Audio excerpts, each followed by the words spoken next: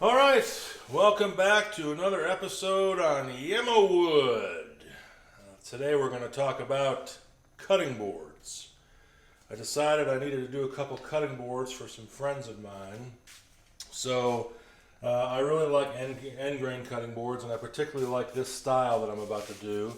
And I chose walnut and hard maple for my two wood species. And this cutting board requires two glue ups because it's an end grain cutting board. So we'll do it in two glue ups. We'll do the edge grain like it is right now. And then what we'll do is we'll slice this into 2-inch slices, or however thick you want your cutting board to be. I choose 2 inches because once you plane it down, because you're going to have to plane this a couple times to get it smooth, or sand it, or block plane it, or however you want to do it. I choose the planer because it's the easiest way to do it and quickest. So I choose 2 inches. Some people choose 1.5 inches. I've seen people do 1.25 inches. I'm of the theory that more mass makes a more stable cutting board, so I like it thicker. This will be a fun, once we cut this into 2-inch slices and finish it out, it'll be around 1.75 inches thick. So 2 glue ups. We'll do the edge grain glue up first, and then what we'll do, like I said, we'll cut this in slices and then flip these, and then you'll see the edge grain, or end grain, I'm sorry, and then we'll glue that up together. So now this is an alternating. You can see the pattern here. They're cut into I think 4 different sizes: 2.25 inches, 2.25 inches, 3/4 inch, 1.75 inches, and 1.25 inches. And then they're alternated by size. So biggest, smallest, next biggest, smallest, and then so on and so on. So you got the 2.25 walnut, the 3/4 inch maple, the 1.75 walnut, the 1.25 maple, the 1.25 walnut, the 1.75 maple, the 3/4 inch walnut, and the 2.25 inch maple. Okay, so that's how it works. So what we'll do now is we'll flip all these, and I'll apply glue to all that surface here in just a second. And then we'll glue all that back together. Once that's glued all back together, a good 12 hours or so drying, then we'll go ahead and slice this into slices. So let me get some glue together, and we'll start gluing it up. Be right back.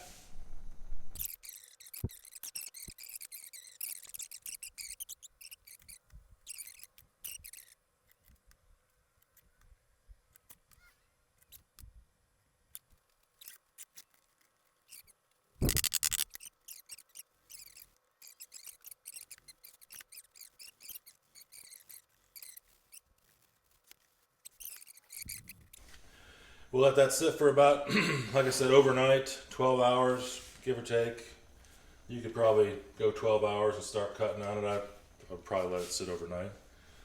But when that's done, we'll go ahead and start slicing this up, and I'll show you what's next. Thanks for watching. All right, now our boards have dried overnight. They're good and dry. Now we have to trim the edges flush on both sides, and then we'll cut these into about 2-inch slices. And that'll enable us to turn these and expose the edge grain or end grain, and then we can glue these back up on the end grain, run them through the planer, trim it up, and sand it, and we'll be all done. So let's go ahead and trim some boards.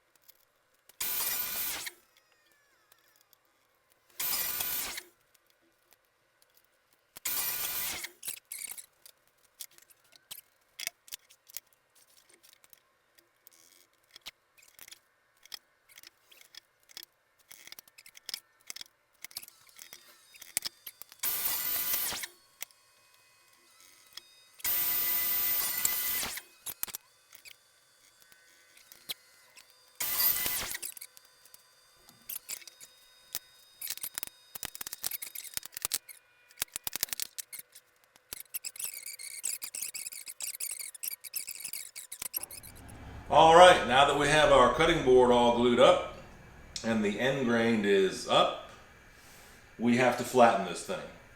Now, how do we go about doing that? Or why do we have to do it? Well, no matter how good you are at gluing up, you're going to wind up with some minor inconsistencies, little fingernail edge that you can kind of catch through there, and obviously you want your board flat. So there's several different ways you can do it. You can sand it, you can block plane it, you can scrape it, or you can plane it. I choose planing because it's easier, faster, and quicker. But before you plane it, you have to do something. You can't stick this board through a planer with its square edges without messing it up. You will absolutely destroy your cutting board. So please don't do it because it won't work. Trust me. I don't care how light a pass you take, it will take chunks out of your cutting board because it'll just peel it away. When that knife edge hits that sharp, hard edge, it'll just peel that wood away. And you'll be very frustrated and very disappointed. Trust me, I did it. So I found this very simple technique that I developed by chance because I had messed up a cutting board, and I had this messed up cutting board, and believe me, it was trashed. And I thought, well, I'm going to figure this out, and I'm going to figure it out using this board because it's already trashed, so I can't do any more damage to it. So one of the things I did was I put it through my router, and I put a 1/4 inch roundover bit on it, and I rounded over all the edges, top and bottom. I just took a roundover bit and just rounded over the edges. Just enough to give it, that's a 1/4 inch roundover.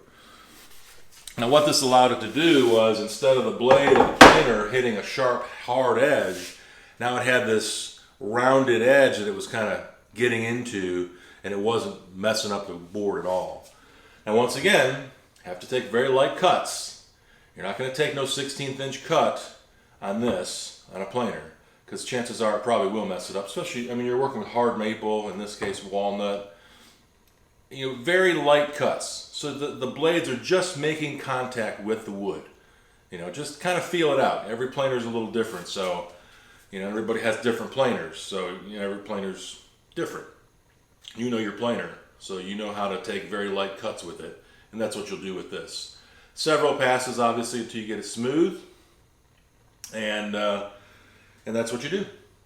So I'll be back in just a second. I'm going to set up the planer, and then we'll run this through, and we'll show you what to do. All right, so now we're at the planer, and the first thing I want to do is take my digital calipers and measure the thickness of this board. Now, if you guys don't have a set of digital calipers in your shop, please, should be one of the very next tools you buy. Or the next couple tools you buy. They are invaluable in figuring out thicknesses, especially if you use a planer a lot. Now, I have the Wixie remote digital readout planer gauge here, which helps tremendously. It actually tells me where I'm at. So I don't use this as much as I used to in a planer. Used to use it a real lot, but in this case, I need to figure out how thick this board is before I run it through here. And it's a pretty critical measurement because I can't really, I can't come within a 1/16. I need to come pretty close. So we're going to take a couple readings here. 1.946, 1.96, 1.967. So now I can go over to the Wixie. I can't remember what I said now. Let's take this one. 1.97.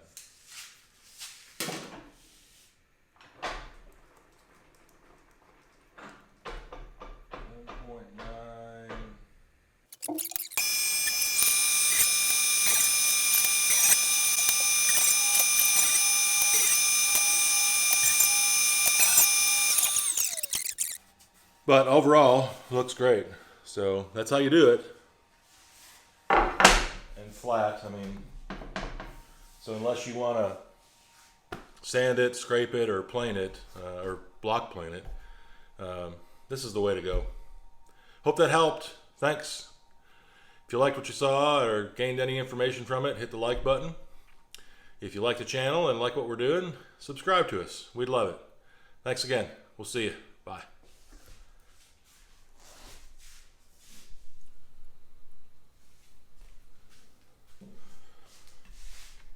The cutting boards are almost complete. We've went ahead and oiled them the other day. We've got a little tray of mineral oil that we keep and soak it in there for a couple hours, and then wipe it down until it stops sweating, which it has. So it's got a nice little oil bath. Of course, you can just wipe on oil and keep wiping it on until it stops accepting it. That's another way to do it too. I just like to throw it some oil and just walk away. All right, so now we've got to put some feet on the cutting board. I don't particularly, I'm not a particular fan of stick-on feet because I don't think they stay stuck very long. After you've washed the cutting board a few times, the adhesive tends to deteriorate and the feet fall off. So I like something a little more permanent, and I've been using these rubber feet that I get from Parts Express. They're up in Ohio, and here's the part number for it. That's the part number if you want some of these feet. You can see I got a whole bag full. 260773. They're pretty cheap. I want to say it's been a while since I bought any, but they're pretty cheap. Now they fasten on. I use these stainless steel, 3/4 inch stainless steel pan head screws. So you can see that they, excuse me, they bite into the board quite a bit. So they're not going to fall off. And to ensure they stay without falling off and without wiggling, I kind of mortise in a 1/16 inch mortise, and that's a 1 1/8 inch Forstner bit. Works perfectly for these things. They fit just perfectly. There you go. They fit just perfectly. And they work real well. I've been using them for years. They're stable. Plus, they provide just enough height or lift underneath the bottom of the board to get your fingers underneath it. So you don't have to put finger holes in it and all kinds of stuff to mess the board up. It provides enough lift so you can get your fingers underneath it and lift the board up. So that's nice too.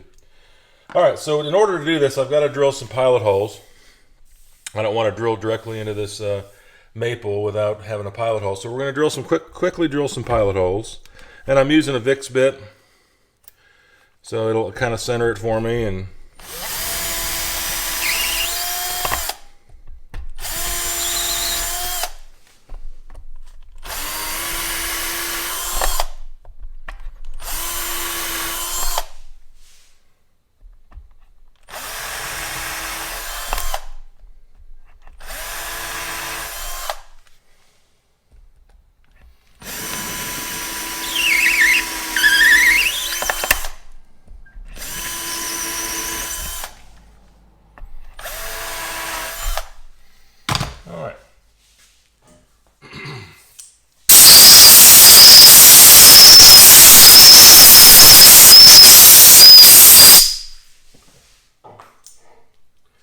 blow the debris out of there. Let's put our feet in.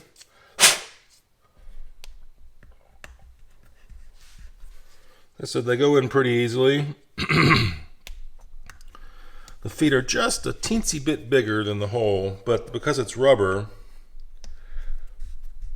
you can kind of manipulate the foot in, but see how easy that goes in. And then we'll go ahead and put these stainless steel screws in.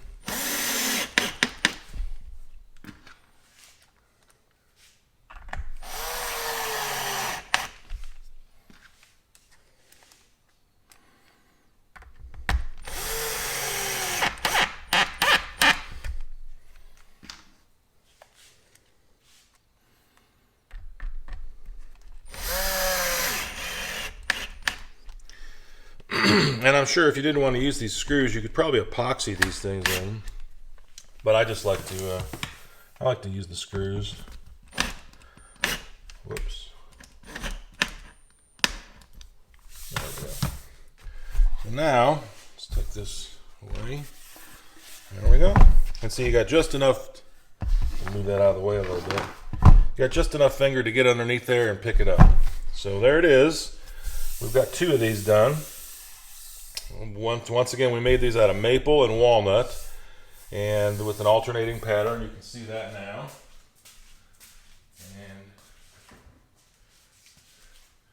Here's the other board, complete with feet. So we got 2 of those. So for some friends of ours. And if you learned anything or you like what you see, please hit the like button. If you like the channel and like, once again, what you see, please subscribe. We'd love to have you, and I would appreciate it very much. And we've got more projects coming down the pipeline. This is just another one of the ones I was getting ready to do, and I thought, oh, let me film this. I mean, there's a lot of cutting board videos out there, but I thought maybe we could provide some insight on some different things, and hopefully we did. So thanks again for watching, and I hope you learned something, and have a great day. We appreciate you. We'll see you. Bye.